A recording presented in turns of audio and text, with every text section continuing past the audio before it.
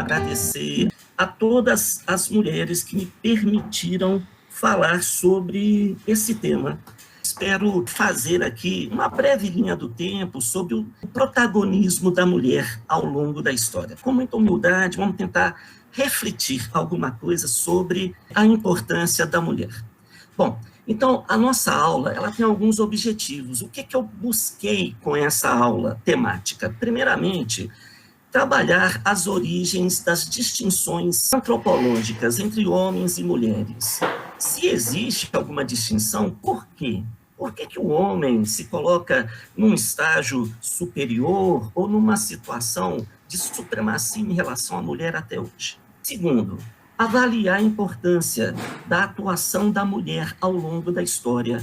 Em que momentos eu percebo a importância e o protagonismo das mulheres?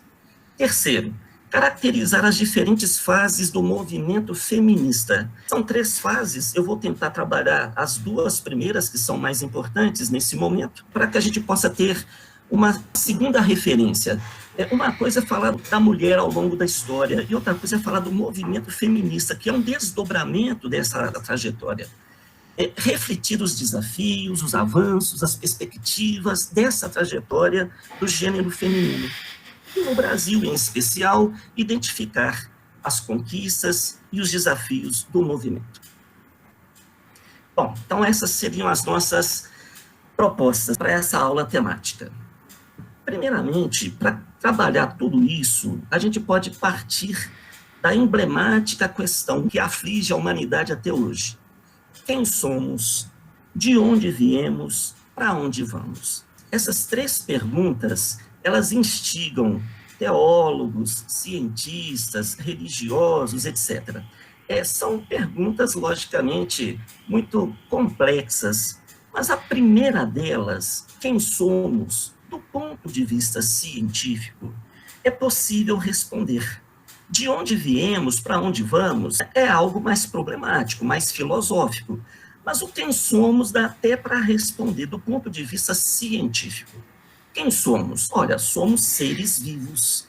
Somos seres vivos da família dos hominídeos, do gênero Homo e da espécie Homo sapiens. A palavra humus vem de humus. Humus quer dizer barro, terra, pó. Segundo a Bíblia, viemos do pó e para o pó voltaremos. Então a ideia é essa.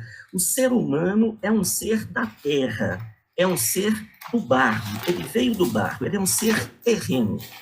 Na Roma Antiga, costuma-se fazer essa leitura para trabalhar a distinção com seres divinos.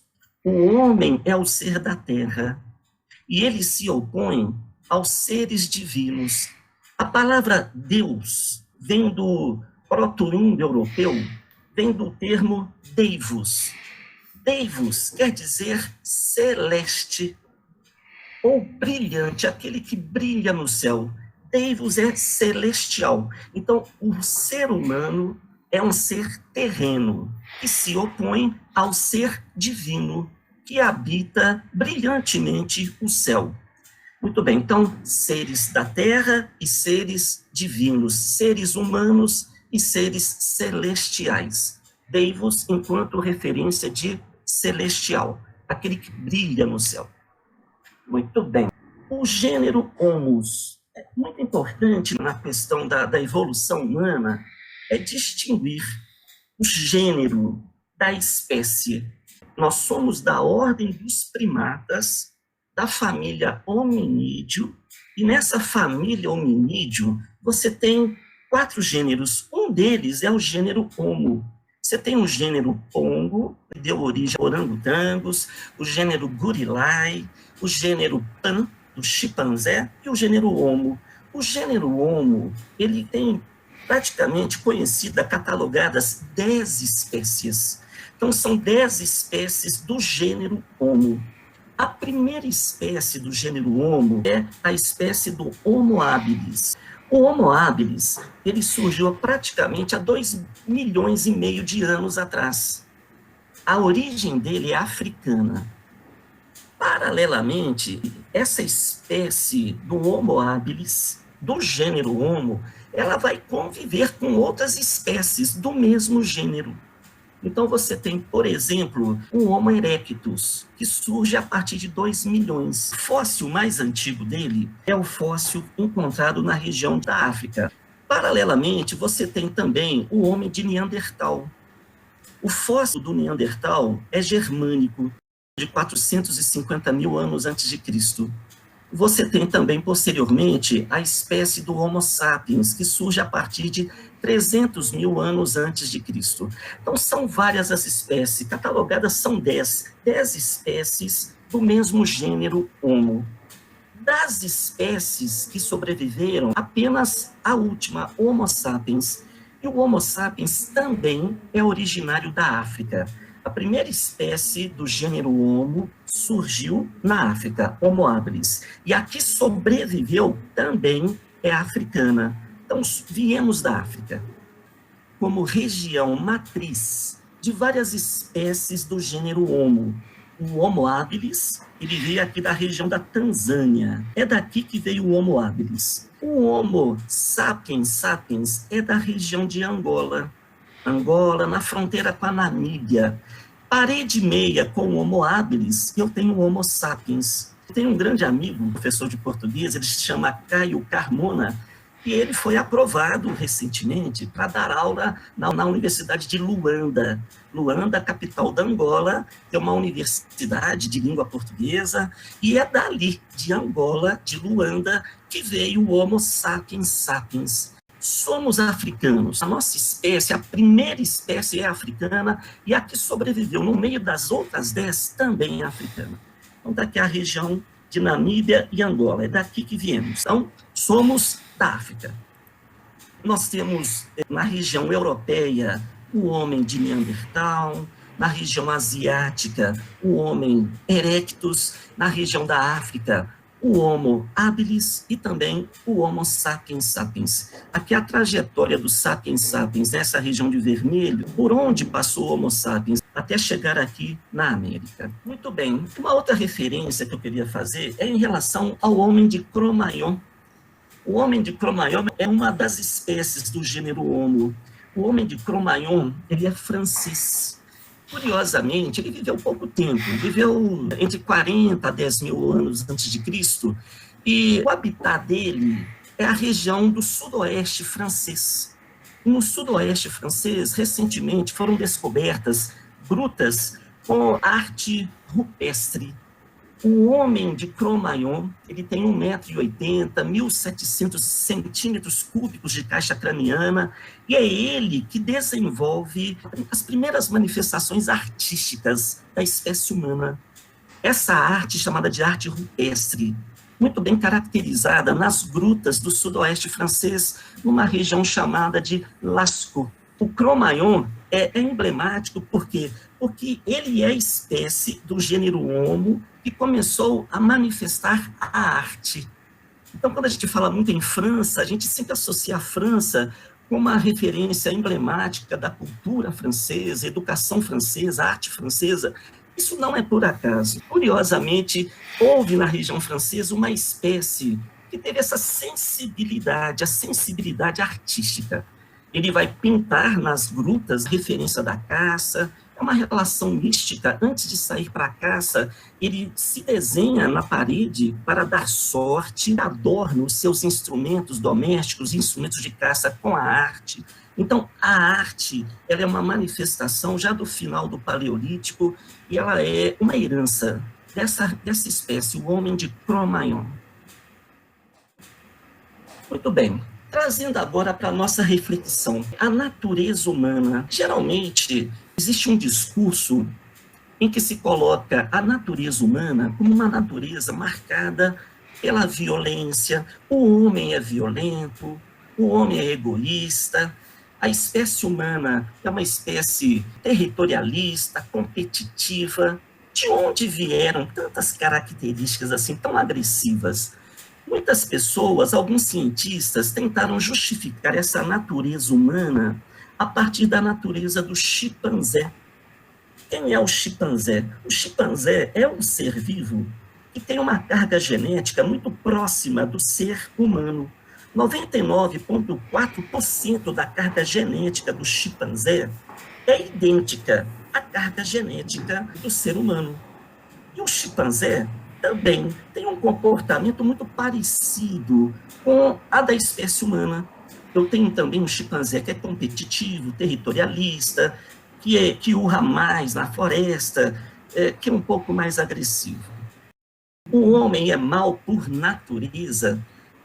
Esse é o elemento do trabalho do Hobbes, Thomas Hobbes. Thomas Hobbes é um escritor inglês que, em 1651, escreveu uma obra chamada O Leviatã. E nessa obra, ele entende que o homem nasce mau. E, por ser mau por natureza, é necessário estabelecer um acordo em que o Estado se torne absoluto.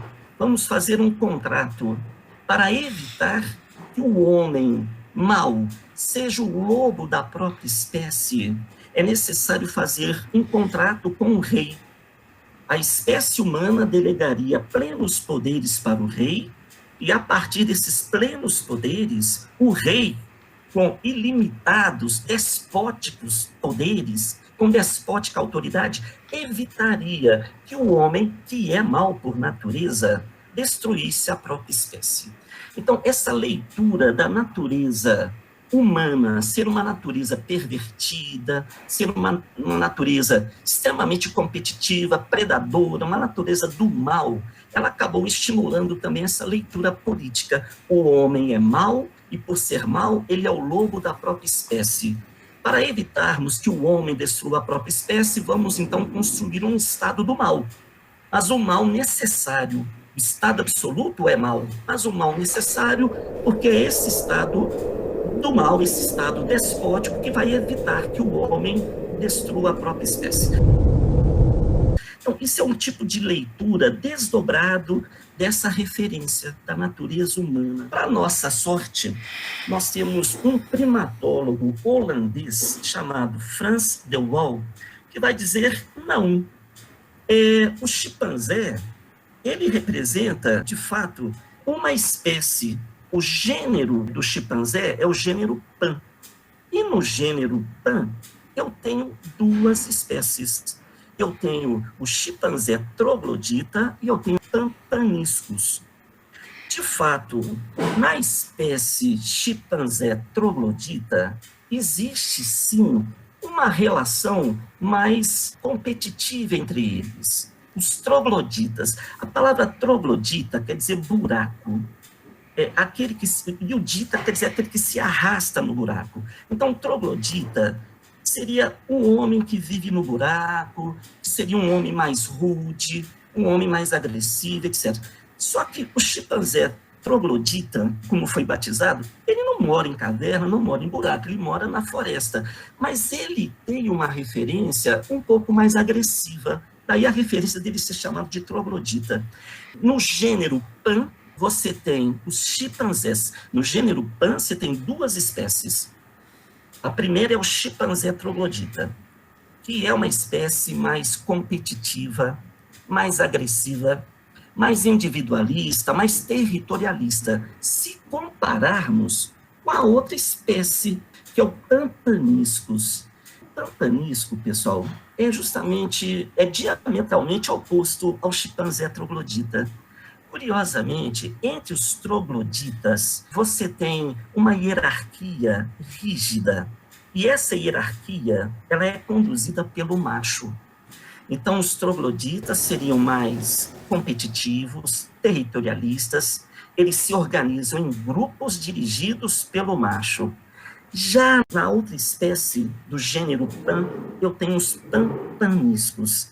Os pampaniscos são mais colaborativos, são mais sensuais, são mais pacíficos, são mais sociáveis. E, curiosamente, não existe uma hierarquia rígida entre os pampaniscos. Existe uma hierarquia, sim, mas ela é muito diluída. E quem conduz os bandos dos pampaniscos não são os machos, são as fêmeas. Então, vejam bem, pessoal, o Frans de Waal, recentemente, ele traz para a tona uma nova janela.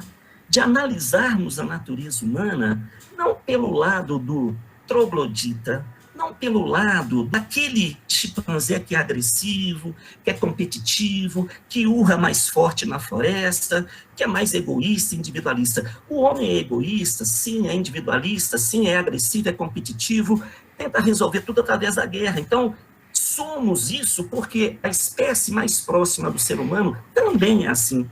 Aí o Franz de Waal fala, mas esse gênero do Pan, ele tem uma outra espécie que não é agressiva, que não é competitiva, pelo contrário, é alegre, é sociável, é colaborativa, são os pampaniscos. Então, ele abre a possibilidade de uma nova reflexão sobre a natureza humana. Então, do ponto de vista antropológico, se for para comparar o gênero Homo com o gênero Pan, que nos compare com o panisco e não com o troglodita. Temos uma carga de troglodita, sim, mas temos também e podemos também desenvolver a nossa carga de pampanisco, sociáveis, colaborativos, alegres, brincalhões, compartilhadores, a referência nova para se discutir natureza humana. Dito isso, vamos agora a duas representantes extremamente importantes na história da mulher. Primeiramente, de Lucy a Luzia. Lucy, ela é uma Australopithecus. Australopithecus faz parte da família Hominídeo, mas a Australopithecus não faz parte do gênero Homo. O gênero Homo começa com Homo habilis.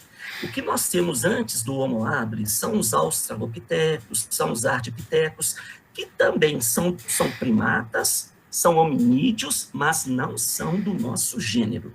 Bom, nós temos em 1974 uma expedição do arqueólogo Donald Johnson, de Cleveland. Ele faz uma expedição no deserto da Etiópia. Ele vai na Etiópia com uma expedição, são antropólogos, ele leva alguns estagiários, alguns estudantes, para analisar no deserto de Afar, da Etiópia, possíveis fósseis, né?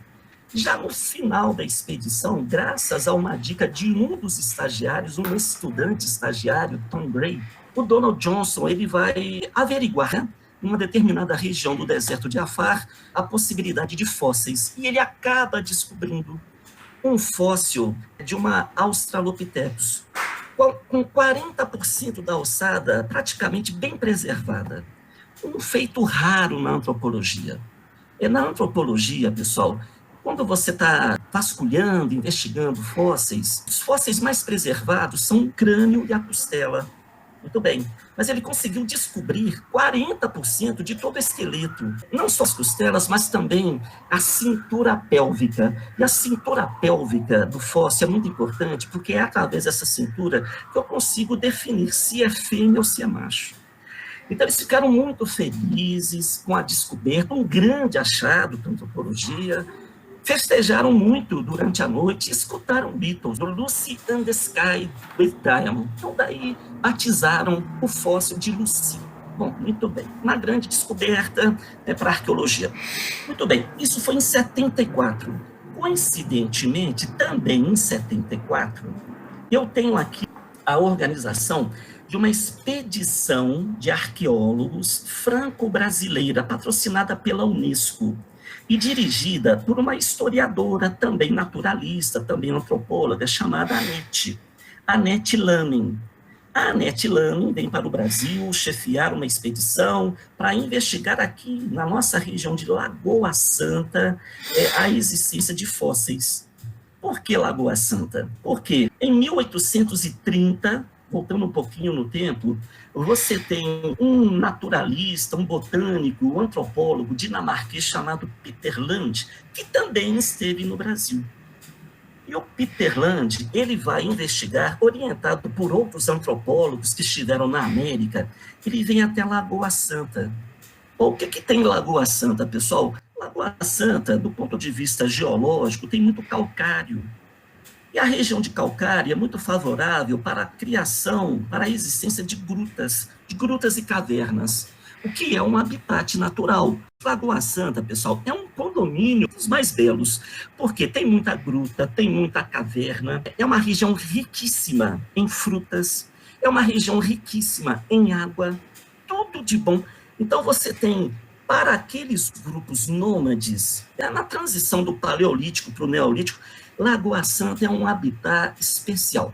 Ou então eu tenho o Peter Land, ele vem para o Brasil, ele sai da Dinamarca e vem como arqueólogo, como antropólogo, visitar essa região.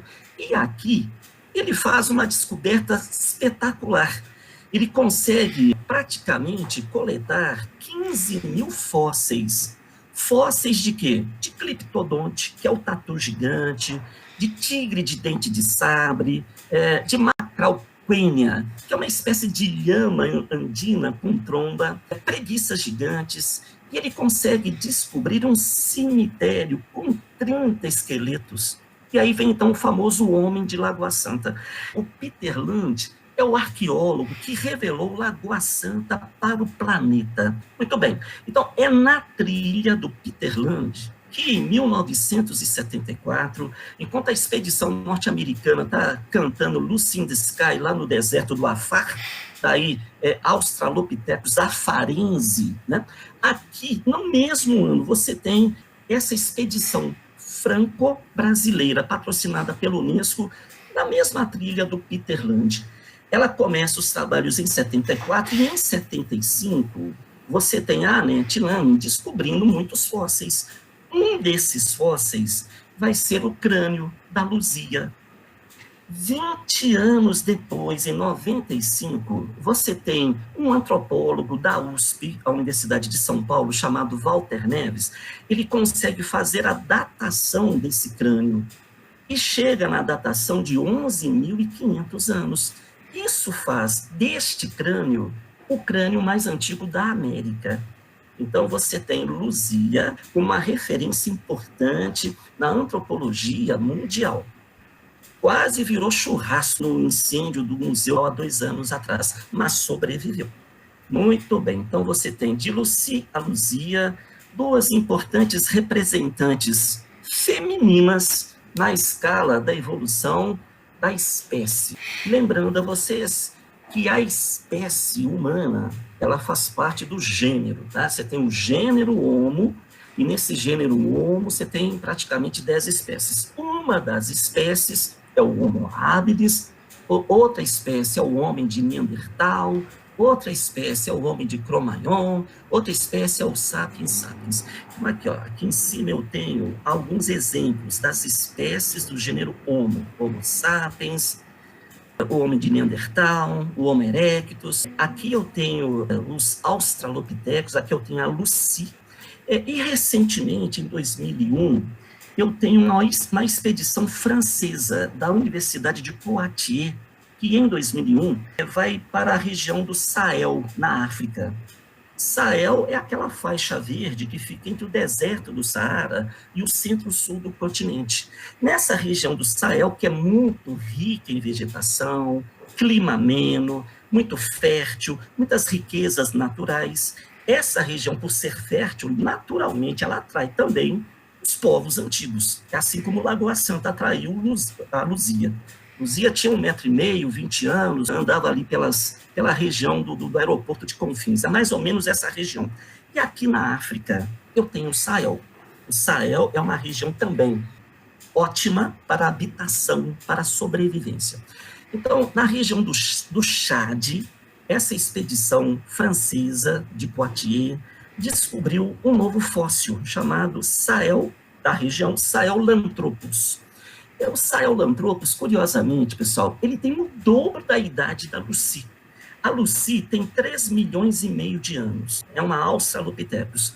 O Sahelanthropus, que é esse aqui, tem 7 milhões. O que chama a atenção? Apesar de ser mais antigo que a Lucy, a caixa craniana do Sahelanthropus é bem maior do que a da Lucy. Então, isso comprova que não existe uma evolução linear entre aqueles que conviveram com a espécie humana.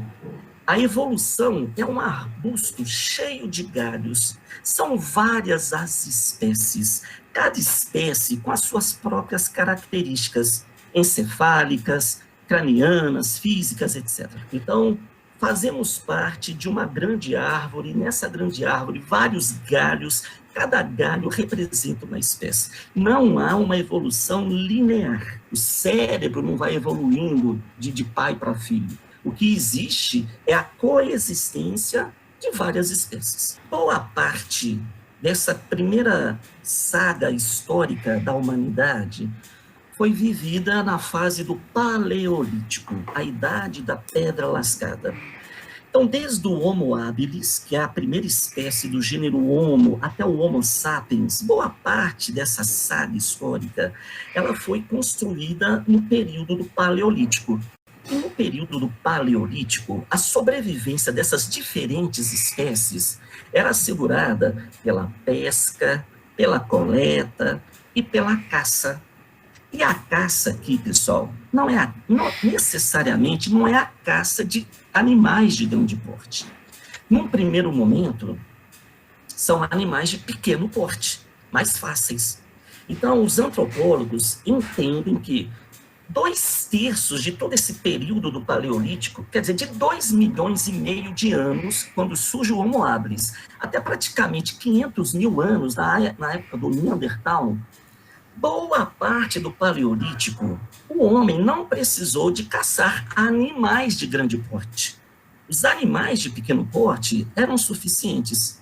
E nessa caça de animais de pequeno porte, eu tenho a presença da mulher. Então, a mulher, durante muito tempo, ela tem uma relação isonômica com o macho, com o elemento masculino. Ela sai para caçar, porque ela dá conta de caçar o animal de pequenininha de porte. Então, a relação entre homens e mulheres ainda é uma relação de paridade. Boa parte do período paleolítico existe uma relação de isonomia, de igualdade, de paridade. Você está ainda na última era glacial, e posteriormente o que acontece? Quando essa era glacial do Paleolítico começa a degelar, você tem condições mais favoráveis para a sobrevivência da espécie. O degelo é favorável. Então, você tem novos habitats, você tem novas fontes de alimento, você tem condições de manter, de aumentar a espécie. Então, isso foi importante, a fase do degelo, né, no final do Paleolítico. Agora, isso trouxe um problema. A espécie cresceu muito. Então, como a espécie começou a crescer muito, foi necessário também aumentar a oferta de alimento para essa espécie. Então, no final do Paleolítico, esses homens mais antigos, eles resolveram promover a caça de animais de grande porte. E aí entra a história do mamute. O mamute está no radar da espécie humana, porque o mamute vai fornecer muito alimento. Só que para caçar mamute, eu tenho que ter mais força física. E é nesse momento que, segundo alguns antropólogos, começa a haver uma certa discriminação em relação à mulher, que sempre colaborou, que sempre saiu junto com os homens para fazer a caça também de pequenos animais. A caça do animal de grande porte coloca um limite para a mulher. Então, nesse momento, a condição física da mulher vai fazer com que ela seja rejeitada no ato da caça. Ou então ela vai ficar relegada, ela vai ficar cuidando mais da caverna. Nesse contexto é que começa a haver uma relação mais distinta entre os machos e as fêmeas, no sentido da produção, no sentido da divisão sexual do trabalho. Bom, isso é um elemento, existem outros fatores, tá, pessoal? Mas aqui, para ser mais objetivo, a questão da caça de animais de grande porte já é um fator para o macho exercer uma certa relação de mandonismo ou de discriminação em relação à fêmea. Bom, então, resumindo essa nossa primeira parte, a mulher, até antes desse momento, a mulher sempre foi vista como uma verdadeira deusa. Deusa por quê? Porque é dessa deusa que vem a espécie humana. É ela quem gera a espécie humana. E mais do que gerar a espécie humana, é essa deusa que garante a sobrevivência da espécie. E mais do que a sobrevivência, é essa deusa que garante o progresso da espécie humana. Ou seja, a mulher, ela é mais colaborativa, a mulher, ela é mais sociável. Então, as qualidades femininas da sociabilidade, da empatia, ajudaram a espécie a seguir a sua saga. Muito bem. Só que, de repente, essa mulher agora começa a ser discriminada pela ausência da força física. Muito bem. Quando você sair do paleolítico, novamente, a qualidade feminina vai ser importante para a sobrevivência e para o progresso. Quando você sai do paleolítico com um pouco mais de discernimento, você consegue desenvolver a atividade agrícola. Agora, no neolítico, você já tem capacidade, observando os fenômenos da natureza, onde caíam os frutos, faziam nascer novos frutos. Aí você percebeu que poderia sobreviver além da caça, da pesca e da coleta, também da agricultura. Para quem desenvolve a habilidade para a atividade agrícola é a mulher. Qual que é o melhor momento para arar, para plantar, para colher? Quem vai definir isso, pessoal, é o discernimento feminino. Como plantar, como colher, qual o melhor momento? A mulher, ela vai associar as mudanças das estações do tempo, as fases da lua, com os seus ciclos naturais do próprio corpo. Ela teve essa sensibilidade, né, de fazer essa associação. A associação da mudança do tempo, a associação das fases da lua com as mudanças, com os ciclos naturais do próprio corpo feminino. Então, ela teve essa sensibilidade, esse discernimento de associar, de linkar os diferentes contextos de mudança do tempo, de fase da lua, de mudança dos ciclos naturais do próprio corpo. Fala-se muito que a mulher é mais detalhista, mais observadora, e ela tem mais é que ser mesmo, porque ela tem ciclos. Então, ela tem que ficar observando, né? Tem que ficar de olho em si própria. Mas, além de se observar, ela observou também o cosmos. Isso é lindo. Ela observou o corpo e relacionou a fase do corpo com as mudanças do cosmos, ou seja, do meu corpo para o universo. O corpo muda, o corpo tem ciclos, o universo também, a natureza também, e é em cima desses ciclos que eu vou entender qual é o melhor momento para arar, para semear, para plantar, para colher. Devemos isso à mulher. Se tem agricultura, pessoal, ela foi desenvolvida graças ao discernimento feminino. Aqui uma imagem desse momento do Paleolítico em que a mulher é colaborativa, a empatia, a ajuda. Aqui eu tenho a mulher ensinando o homem a fabricar o fogo. Olha só a dificuldade do homem, com a mão na testa aqui, né? Tá difícil. Ela fala, não, estamos juntos, né? Vai que a gente consegue. Bom, então, eu vou apresentar agora para vocês, para encerrar um clipe sobre esse primeiro momento. Então, vamos. Muito bem, pessoal, vamos lá.